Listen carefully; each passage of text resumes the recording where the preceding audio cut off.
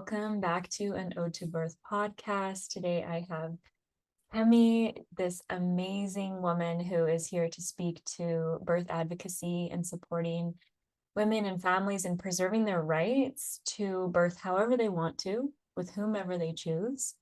And right before we started the interview, she was mentioning, okay, she asked me, do I have kids? And I'm going, no. And there's no way in hell that I am going to have anyone really touching me unless if it's a trusted sister in the space. And Kemi, can you just share as to why I might be feeling this way right now?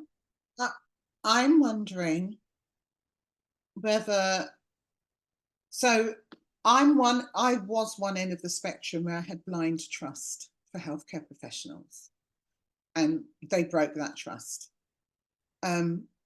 I believe that many women now actually would like to be able to trust a healthcare professional, but it's been proven over and over again that they can't. And so instead, what I'm observing is, quite rightly, why should you be touched by anyone other than a loved, trusted person? But occasionally birth needs help. And when birth needs help, we've now got, often I'm hearing women say now, unless me or my child are dying, don't move me from my home, or don't touch me, or don't call a healthcare professional. And then I also hear women that are saying, God, like, even if I was, would I trust a healthcare professional to act appropriately around me if I did need help? And I think that's quite a challenging situation for us, because before, when they used their power less viciously, they would actually be helpful. You'd occasionally need help, they'd help, everyone's happy. But now we're hearing about how malicious they are and how coercive they are, and how much harm they're causing. You now could end up in a situation where you've got a woman and her baby who don't genuinely need help, but they're scared to ask for it from the healthcare professionals. In these dire situations where it's imminent, the mother is dying, the baby is in imminent danger, what is the percentage of that? If we are in spontaneous physiological birth, the percentage, from my understanding, the chances of there actually being imminent danger to the mother and baby are quite low. Whereas when you're birthing in a medical setting, the chances of there being imminent danger actually increase because we are messing with the physiological process. That's right, 100%. But we have a society that refuses to accept the 2 in 1,000 babies that may be born still. Refuses to accept it. If they kill the baby, quite happy about it. But they don't want the baby to just die in circumstances which are spontaneous and physiological. They're quite comfy and will sleep at night if they did shit and the baby died, because they'll say, well, we did our best. The baby's in danger, we only did our best. And our society is so screwed right now that they won't pay the price for their interventions, but the woman pays the price. So she suffers the loss of her baby, suffers harm to her physical self and her moral self. No one pays. She's just left to try and heal from it. And the society says, you did your best. It's skewed. And then also for women and birth companions, such as myself, someone who's there to hold space for spontaneous physiological birth, to hold that container.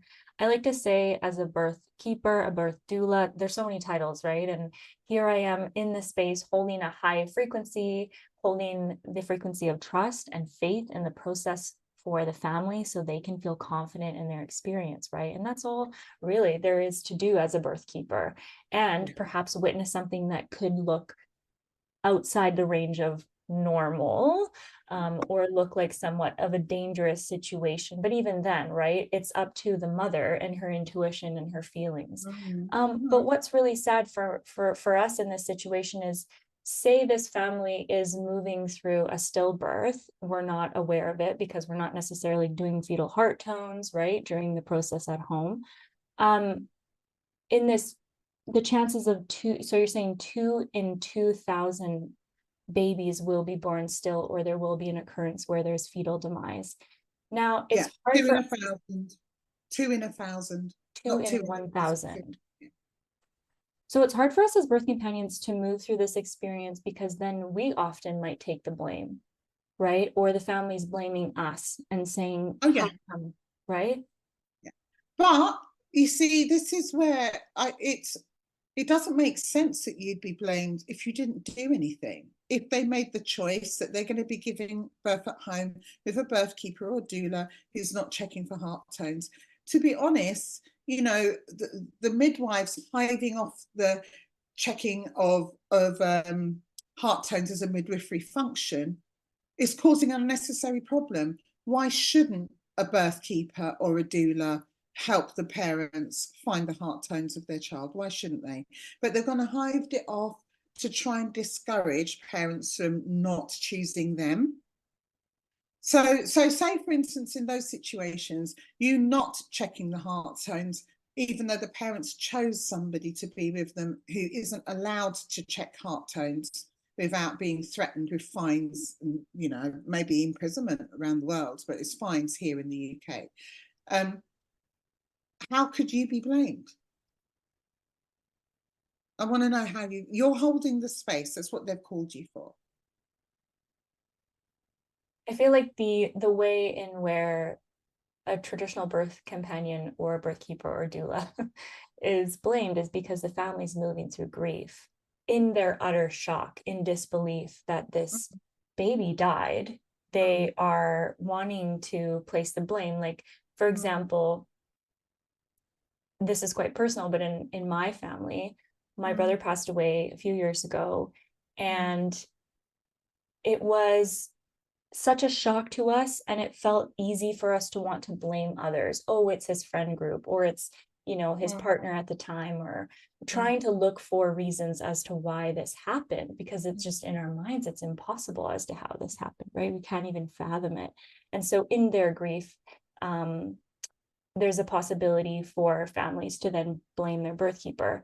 But what I'm thinking here, and I want to hear your thoughts on this, as a doula or a birthkeeper supporting families outside of the system, we need to have these conversations with the families in the antenatal period and the prenatal period. Tell me what's your relationship with death? If there's 2 in 1,000 babies that die just naturally. Yeah. Who is there to blame, right? And have these conversations from the get-go. Please do. Please do.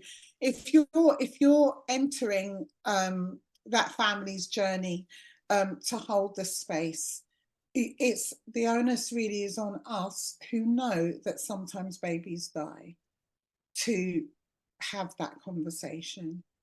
And if they're not willing to have that conversation, you've got to question whether you should be journeying with them. Yeah, because I've seen many birthkeepers, midwives even, destroyed. Doctors seem to get away with it. They can kill the baby and everyone says, oh, well, everyone did their best. But once you're talking about women, midwives, what about the baby? It's happened in the UK too, but the baby in New York who was decapitated, and, doctor and attending labour and delivery nurses, etc., all tucked the baby's head onto the shoulders and wrapped the baby up, burritoed the baby and lied.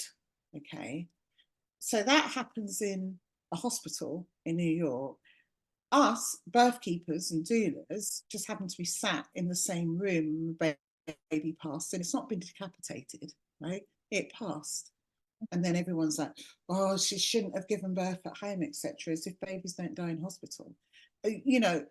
All I'm saying is I refuse to accept that it's just a sad thing when parents lose a child, that they're looking for someone to blame. No, you're a parent.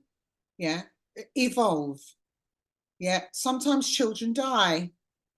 And guess what? Reminder, we all fucking die. None of us get away with the death part. It all happens, and it doesn't need to happen when we're 90. I know a beautiful woman who's raised her son to 18, and at 18 he died. Okay, so we've all got to grow up, right? We're all born, we all live, we all die. You can try your best to find reasons, but for 70% of the stillbirths anyway, we don't have a reason. The baby died, right? There's a woman, I was interviewed for a birth once, and she said to me, what would you do? And this is as a birthkeeper. She said, what would you do if our baby was born still, or born very poorly, going to still? What would you do? And then I said to her, well, I'd ask you if you'd like me to do something. And she said, there. She said, that's why we can't have a midwife, because they don't ask. And I'd rather my baby got to pass in peace rather than having someone on their sternum doing chest compressions. You know, I'd rather my baby died in peace in my home than me going in for an intervention and then tearing my baby's head off with forceps. She said, if my baby's not destined to be here, I just want to be left in peace with that. And it's a really important thing to consider, because we've got no respect for mothers, we've got no respect for death. We always think we need to do a thing. There's something that needs to be done, and it's been written into our, you know, our code of practice, etc., that regardless of what the parents say, we have to do something because the baby's born, so the baby has rights. But I still think it's a parental right to say, what happens to that baby if that baby's born compromised or still? And the hypocrisy, I have to go here, right? The hypocrisy of trying to find parents guilty, or the doula guilty, or the birthkeeper guilty, right, for, you know, an involuntary passing of a baby, when we're actually killing babies. We're killing them, you know, when we're terminating pregnancies, right? I've had 2 terminations, so I'm not sitting here in judgment. I'm just saying, can we just dial it down a bit, please? How we treat each other around the death of a baby at term. Or even the babies, the twins that died in Australia that were preterm, I think they were 23 weeks. How many conversations, newspaper articles, etc., we're having about these, when we know that twins, you know, singletons are getting terminated at 23 weeks and later around the world. We've got to find someone to blame, we've got to blame the parents. The parents. Twins die in hospital at 23 weeks, 24 weeks, 25 weeks, but just because they dared to maintain some control over their situation, they're getting vilified. I think we all need to grow up. And they're perpetuating the fear. They're perpetuating the fear. This is why you need medical intervention. This is why you should be birthing within the system, is because you could die. Like, they're using the fear of death to get people on the wards, which is quite sick, in my opinion. This monopoly of birth, they're just trying to continue the conveyor belt, right? And perpetuate the system. Yeah. When you've got in hospitals, when you've got a 0 rate of death, maternal death or baby death, then you can come and talk to us that are supporting people that are free birthing. Only then, and only then, because right about now, I'm the person listening to Birth Reflections, and there's a whole lot of death happening on the labour wards. So they need to stop. I don't buy their hypocrisy or their deceit. And I would encourage parents to start really asking some questions, because right now they're trying to steal your autonomy. They're trying to steal your parental responsibility, your bodily autonomy. They're trying to steal it from you with this sleight of hand. Look over there. Look over there. You know, this very rare case. I listened to, no, I didn't listen. I read a newspaper article in Australia following these twins' death. And, you know, the question was asked, oh, when was the last time this happened? Death at a free birth? 2015. 2015. That's like nearly 10 years ago. And they're going on, oh, these parents, we need to stamp out free birth. Well, how many kids have you murdered on the fucking labour ward since 2015? I'm sorry, I'm not about their shit. I'm not. Their system is starting to crumble, and there's more and more truths that are being revealed. And these anomaly situations are setting the precedent, and we have to stop it. And it stops with us. It stops with us. That's right. Interfering with the process, interfering with their agenda. That's and right. Choosing to be empowered, choosing to birth in power. And when we birth in this more conscious way, spontaneous physiological birth at home, surrounded by all our own germs, there's a ripple effect into the fourth trimester and forever for that mother and for that baby. Now that I've witnessed physiological birth, I'm like, there's no going back, right? No. After spending so much time. That's what happened to me. Right. That's what happened to me. It's like, oh, hell no. Like, I'm going with the science, and the science says give birth at home with your own germs, spontaneously, physiologically. That's what the science says. It's so true. We have to remember that we're mammals. And like anything in nature, hell, a tree could live to 100, it could live to 4. A sapling, the seed could make it out of the ground or not. Yeah. Right. When we come back into that perspective, we can have reverence for death. Yeah. And I really appreciate that perspective and what you're sharing here in this conversation. Like, we need to grow up. Not everything lives. Not everything's destined to live until 90. Not every human's destined to live until 90. There you go. Yeah. Yeah. So yeah, right now in British Columbia, Canada, we're in this political shitstorm, and the British Columbia college, what now, Canada? Right? It's just brutal. And the BC College of Nurse and Midwives are trying to really attack and shut down birthkeepers. They're saying that we can't use the term birth attendant. We've known for a while now that we can't use the term midwife or traditional midwife. There was recently a birthkeeper here on Vancouver Island that... I know her. I love her. Yeah. Beautiful, beautiful woman. And she got in trouble. And then there was an article released with my name in it and a few other doulas, and public warning, these women are menaces, be careful.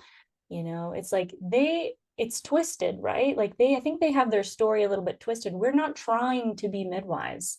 I do not intend on being a registered midwife. I do not want to go through the college in their system. I choose to stand in this way of supporting physiological spontaneous birth without having to perform clinical in diagnostic testing. I'm choosing this for myself and my path. So don't get it twisted, BC College of Nurse and Midwives. Don't get it twisted. And leave us alone. Like, the families that are wanting to birth in this way, at this point, still, it's a bit of a minority. So what does it matter to them? You know? Seriously, it's quite a minority sport. I know it's increasing though. Yeah. And yeah, it's revolting that they're going for these tiny figures. I'll give you another example of how revolting the established maternity system and their lackeys are, right? So we had an organization called HSIB. They're now called something different. MNCI, I don't care, right? So they've got a different name, so a different setup being run by, I think, the Care Quality Commission, CQC, here in the UK. So when they were HSIB, they were the ones to investigate maternal death, fetal death, or baby death rather, or serious untoward events, right? So they came up, so stupid.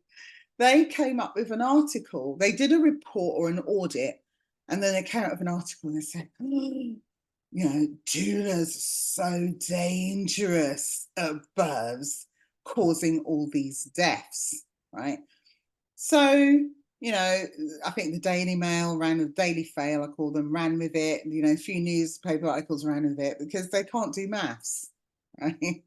So, but I love maths.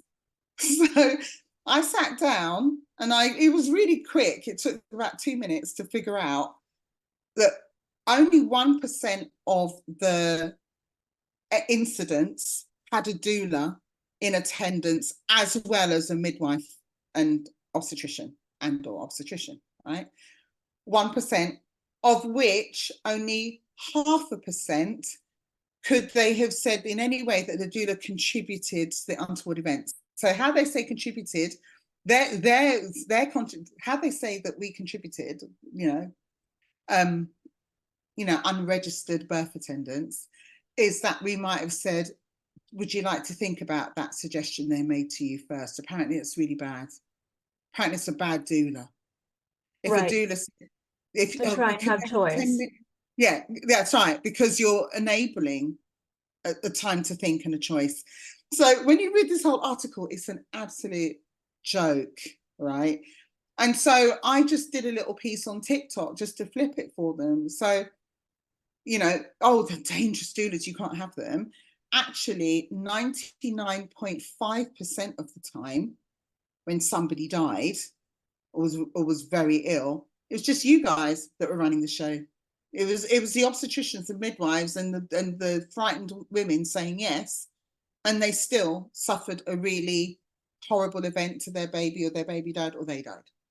So we don't even have to take these jokers seriously. It's clear, the propaganda. It's like when they got rid of all the grandmother midwives in the US and saying, oh, they're drunk and they're illiterate and they haven't got degrees, And then obviously you've now got a maternal death rate that's one of the worst in the, I don't even want to call it developed world, because of the colonizers, I'll say, the main colonizers, right, are the ones where they've got really one of the worst maternal death rates. US, let's talk about them. I know UK, big colonizers, the original colonizers, right? Yeah. So I just want to just flesh out that they love to, oh, look over there, oh, they're bad people, it's always them. It will be them. And they will continue to have an increase. Oh, well, be careful with my words. Hopefully we can create an impact and speak enough of our truth and be in our power so that the cesarean rate can decrease. 100%. Right now we're in British Columbia, we're at about 45% chance. If you're working within this, if you're choosing to birth your baby within the system, there's about a 45% chance that you'll be cut open and have major abdominal surgery. Let's talk about the placenta, Kemi. So this is a hot topic right now online. I've just said to somebody, hold my beer though, because in the UK it's 50%. Okay. Yeah. So yeah, it's horrendous. If you're a first-time birther, it will be minimum 70% chance. And if you're a first-time birther having an induction, it's about a 90% chance. Yeah. So it's quite terrible. Whilst out here in this dangerous world of, outside the system birth, we've got a 2% cesarean rate. So yeah. They're such jokers. Okay, let's talk about the placenta. Honestly, I'm so over this shit. I'm so over it. It's so obvious. It's for our granddaughters, right? Yeah. That's why we're having this conversation, because I refuse to have my daughter and her daughter taken advantage of. I refuse to have her power taken away. And it's so passionate. I'm so passionate about this. Yeah, I can feel it. So the placenta, right? It's interesting because they're going for quite a lot of money on the market. They got a lot of stem cells, right? I don't want to. And they're making more money from placentas that are coming through the cesarean process because they're not contaminated, because they haven't gone through the vagina, right? Quote unquote. I want to tell you, I've got to tell you, the first I really felt into this was, that, is it Davina, is her name? Mentioning it on Danny Morell's podcast. And I totally believe it. Yeah, I totally believe it. But it's not something I've explored, because here in the UK, they used to sell the placentas, and I don't know what they were going for. But I think they said in the early noughties, there was a document produced saying that we're not to be doing that here in the UK anymore. Okay. That's nice. Well, I don't believe anything that's produced in this country, right? Any documents. I don't believe any of them, right? So, but I had to leave that out, because last time I tried to deal with this in my community on Instagram, there was lots of people saying, "How dare you? We've got a document preventing it from happening." Like, so, but it's all out in the open in the US and Canada. So you're aware, you have receipts for the fact that they're being sold. I don't have receipts, no. Okay. But it's very, I would believe it. I know, it's easy to believe, really, because of the nasty stuff that they get away with. Of course, they're going to be selling this organ that is vital to keeping a baby alive in utero. The amount of nutrients packed within the placenta. Going back to, we are mammals, every mammal will either ingest their placenta immediately postpartum, or they will bury it. I think there's a dolphin and one breed of monkey that won't, but everyone else, ingests it. I've watched mammals give birth to their children and ingest the placenta. It makes sense to me to be able to ingest the placenta because of what it contains. Remembering that the nutrients cross over from the maternal circulation to the baby circulation. So it's not necessarily that the nutrients sit within the placenta. They pass through, but they don't necessarily sit. But the hormones embedded in placental tissue that are there for perpetuity, the woman will have access to that. And also, because of the blood within it, the woman will have access to the iron, depending on how the placenta is treated, etc. The placenta is the baby's. And so I would honour it anyway, because it's baby cells that just became an organ, right? So the placenta is an organ, the umbilical cord is the organ, the Wharton's jelly in the umbilical cord, all that is baby. So it would be like ignoring a baby's finger or their pinky toe. We can't. Every part of the baby is precious. And so their umbilical cord and their placenta is precious to me too. The amniotic fluid is theirs. It's precious. It's outside of the body, their body, so we can see it.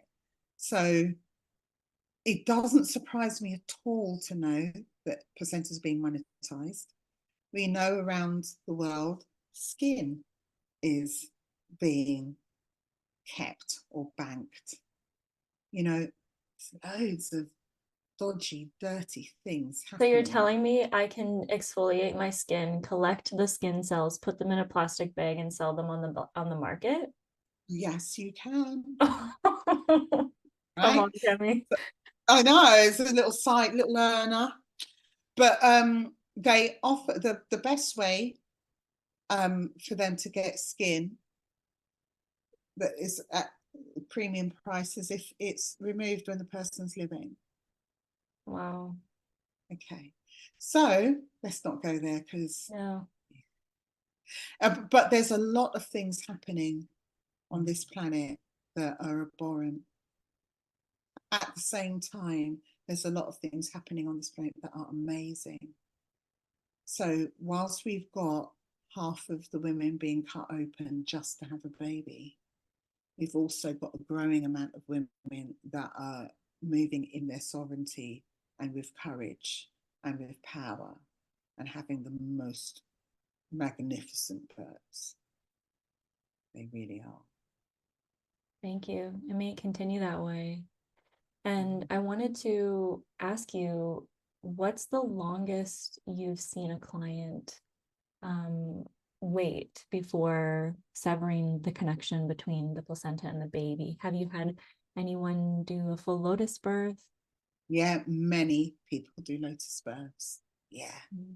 It's fascinating. What I've noticed with the lotus birth is that the umbilical cord separates from the baby's belly button around 4 or 5 days consistently. Whilst if we clamp and cut, it seems to take longer. It's really interesting. And then it forces the mother to lay down and be very like mindful with her movements, move slowly, Yeah. because you have to lug around the baby with the placenta. And Yeah. it's better stay in bed for 4 days. Why not? Well, I prefer 40 days, but or at least half that, 20 days in bed and then 20 days fidgeting around in the house. This is what I prefer, but you will do what you want to do. I remember after my first baby, I had a cesarean because I had an induction at 39 weeks that naturally failed my first birth. I had the sense to wait for spontaneous labour the second time. So I bounced back from that VBAC just ready to go. So I overdid it. I went shopping. I went shopping on the way home from the hospital, like a big, like mega supermarket. But I just feel once we really bring back the reverence for the goddess who allowed her body to be a portal for a new soul, I think she'll be ready to be worshipped with a foot bath, with a bed bath, with her hair being brushed, with meals being made, with songs over her, with tears of joy over her. This is what I want us to be able to receive. And I think because our society denigrates womanhood and hides the menarche under the carpet, and no one talks about it, and women's bodies are talked about in hushed tones or discussed, I think all of that leads up to a pregnancy and birth that is sabotaged, a woman that is subject to misogyny or not listened to. I think the big lead up is like telling a girl, if she starts her periods and she's at school making it all mucky and dirty, go to the toilet and do your bleeding there, stop the bleeding with tampons, which is like the worst idea ever, and pads and everything. Just keep your blood away from us, it's dirty. I think when we treat ourselves like that, I remember when I was a student midwife and I was on a postnatal ward and I saw a midwife holding a pad like nuclear waste. Like it was literally like nuclear waste. She had a glove on and she was like, you could see, I thought, you're a midwife. Like, And you're also a woman. Do you not bleed? So I just think when we start to respect ourselves, I think it starts with ourselves. And then we will demand respect from others.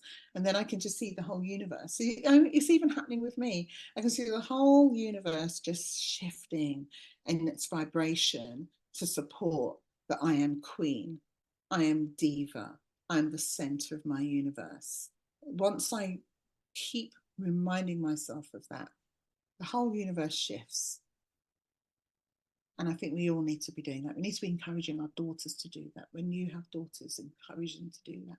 Our granddaughters and our boys, because and our men, if they learn to reverence us, then they will do that. If they, make children with a woman, they will also reverence their women, reverence their children.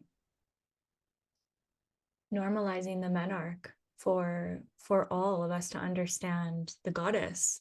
And what I've been doing recently, I've collaborated with 2 beautiful womb guides in my region here, and we have the Red Tent Mystery School, which is an online community, but we also do in-person ceremonies called womb initiation retreats, where women who feel like they didn't have the chance to really honor meeting their menarche now get to redo this experience where they tap into the mystery of their blood and bow down to their inner maiden, their inner mother, their inner crone, their wild woman, wherever she's at, right?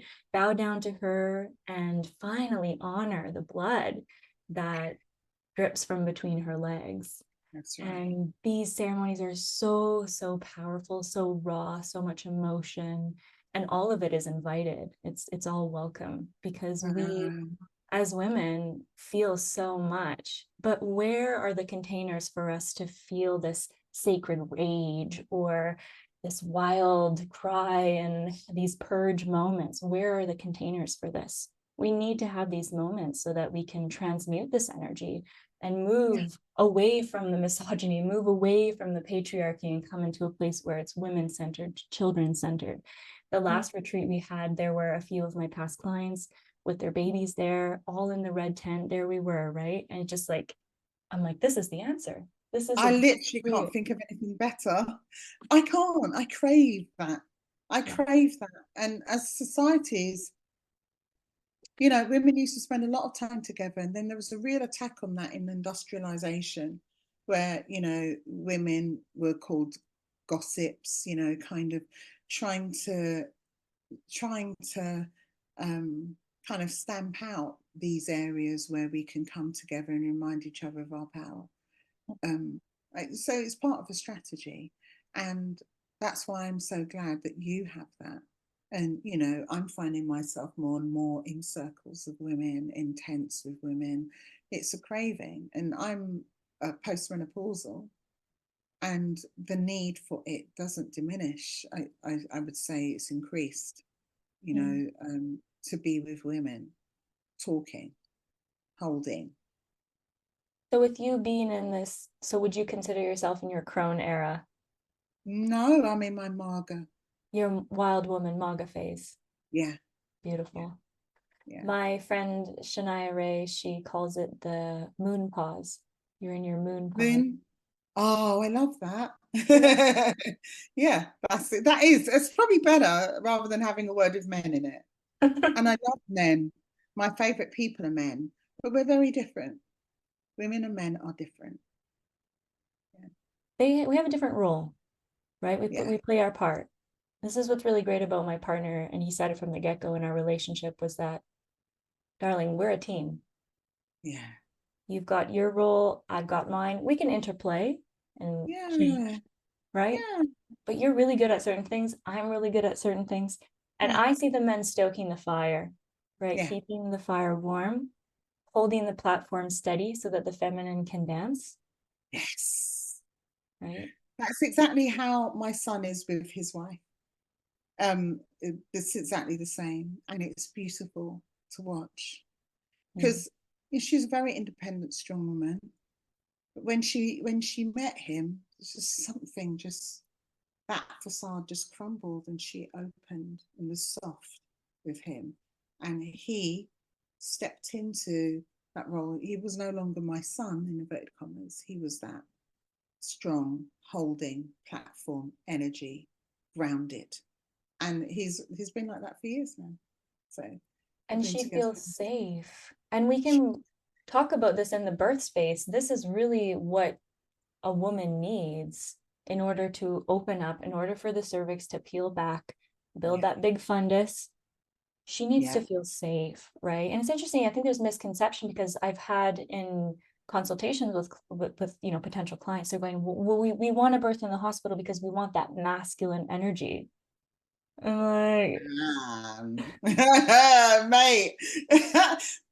So are you familiar with toxic masculinity then? Because that's what's being shown to us within the medical system. Very penetrative and rapey energy. Coercion, manipulation. That's not masculine. That's something else. Yeah. The masculine, what I see of the masculine, like my father and my sons and my brother, very gentle and grounding and firm and adoring and holding. Yeah. So I'm hoping when we're choosing to have children, if we're choosing a male to have children with, I'm hoping we're looking for those qualities. I think if we're not, it usually comes from trauma. So, you know, it's really deep, just especially on reflection. Like, you know, I'm hoping I'm around for about another 40 years or so. This is what I'm hoping. And so I've taken really the slow route to learning. But I think how I feel about young women now, the ones that I tend to see, that you're very much more evolved than I was at the same age. I don't know if there's something about the energy on the planet, about the prayers being answered, like being manifest or something. But many young women seem to be ahead of the game with certain things. And I'm here for that. So, you know, if me as a, you know, mager, beautiful, abandoned woman that I am now, can help in any way for young people to feel more held and grounded and informed, then that's great. My testosterone is risen because I'm in my moon pause, which I will always call it that from now on. So testosterone has risen. So that's why I'm more able to be a grounding force, a grounding energy.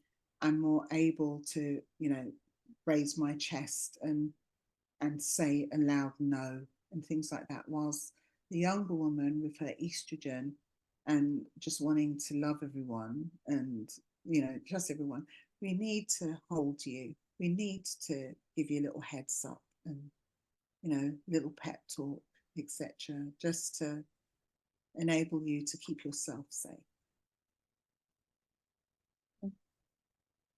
Bless you. Thank you. And that's where we can utilize technology in a good way. Enable in this place where we can connect virtually and have these pep talk, have these conversations with the magus to help encourage us through our crazy hormones. And I say crazy in a beautiful way. Yeah, no, it's beautiful. And you are offering one-on-one sessions with women, right? And so maybe you want to speak to that, Kemi? Yes. I would also want to say that, you know, we're all out there, different strokes for different folks. What I offer in my one-to-one, I'm an amazing listener, but I can reflect things quite directly sometimes. So, you know, people know what they're getting with me. It will be a beautiful pep talk. There may be some truths, there may be some things to face, but everyone comes out of my one-to-ones changed. So I have one-to-ones for half an hour or an hour, and I have a birth reflection, which is almost 2 hours. And there's not a single person that's not come out of that challenged and changed. Occasionally somebody, say if there was a woman in late pregnancy that gets to know me or chooses that time to have a conversation with me, they may find that the shift is too much when they're too vulnerable.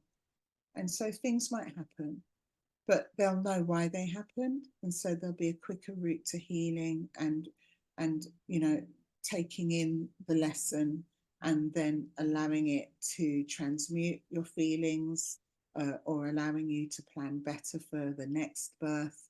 You know, whenever I'm talking with a woman, especially if she's only got a few days to make a decision, I remind her, like, our life is a continuum, even past death. We can always keep learning, we can always keep evolving and improving. You know, you don't have to nail it in your first birth if fear is riding that show. It might be your next birth where you incorporate some lessons, or the next one, or the next one. Because what I don't want is for a woman to throw the towel in on herself because things happened at her birth that she didn't want, but she felt powerless to prevent because of the path that she was on. I wanted to know There's always time to reinvent yourself, to reinvent how you give birth, to make better decisions for your future babies. You know, and we all learn. We don't know what we don't know, and we all learn on the job. Like, you know, pregnancy and childbirth doesn't come with a manual.